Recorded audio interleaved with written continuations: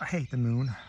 I'm afraid of it, for when it shines on certain scenes familiar and loved, it sometimes makes them unfamiliar and hideous. It was in the spectral summer when the moon shone down the old garden where I wandered. The spectral summer of narcotic flowers and humid seas and foliage that bring wild and many-colored dreams. And as I walked by this shallow crystal stream, I saw unwanted ripples tipped with yellow light, as if those placid waters were drawn on in resistless currents to strange oceans that are not in the world.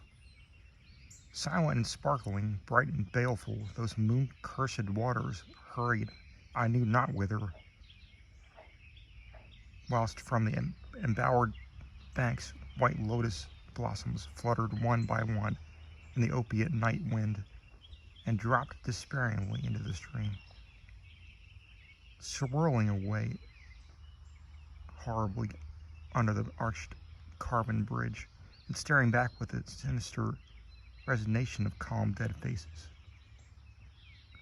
And as I ran along the shore, crushing sleeping flowers with heedless feet and maddened ever by the fear of unknown things and lure of the dead faces,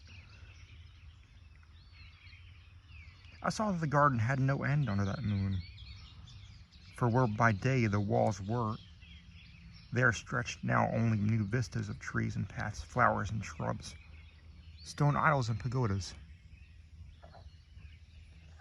and bending of the yellow-lidden stream past grassy banks and under grotesque bridges of marble. And the lips of the dead lotus faces whispered sadly and bade me follow, nor did I cease my steps until the stream became a river and joined amid marshes of swaying reeds and beaches and gleaming sand, the shore of a vast and nameless sea. Upon that sea the hateful moon shone, and over its own unvocal waves weird perfumes brooded.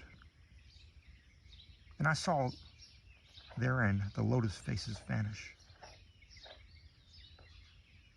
I longed for nets that I might capture them and learn from them the secrets which the moon had brought upon the night. But when the moon went over the west, and still tide ebbed from the sullen shore, I saw that in the light old spires that the waves almost uncovered, and white columns gay with festoons of green seaweed, and knowing that to this sunken place all the dead had come,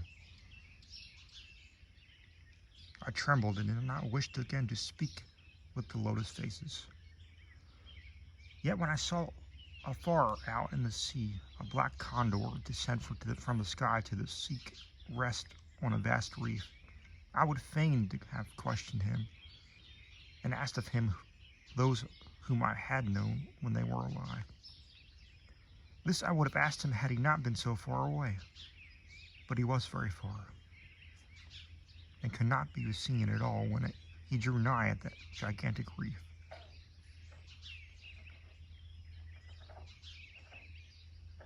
So I watched the tide go out under that sinking mood, and saw gleaming the spires, the towers, and the roofs of that dead, dripping city. And as I watched, my nostrils tried to close against the perfume conquering stench of the world's dead. For truly in this unplaced and forgotten spot had all the flesh of the churchyards gathered for puffy sea worms to gnaw and glut upon. Over those horrors the evil moon now hung very low, but the puffy worms of the sea need no moon to feed by.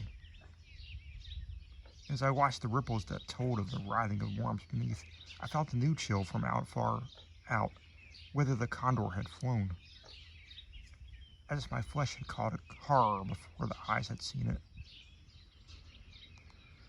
Nor had my flesh trembled without cause, for when I raised my eyes again, I saw that the waters had ebbed very low, showing much of the vast reef whose rim I had seen before. And when I saw that this reef was but the black basalt crown of a shocking icon, whose monstrous forehead now shone in the dim moonlight, and whose vile hooves must paw the hellish ooze miles below. I shrieked and shrieked, lest the hidden face rise above the waters, lest the hidden eyes look at me after the slinking away of that leering and treacherous yellow moon. And to escape this relentless thing, I plunged gladly and unhesitatingly into the stinking shallows, where amid weedy walls, the sunken street, fat sea worms feast upon the world's dead.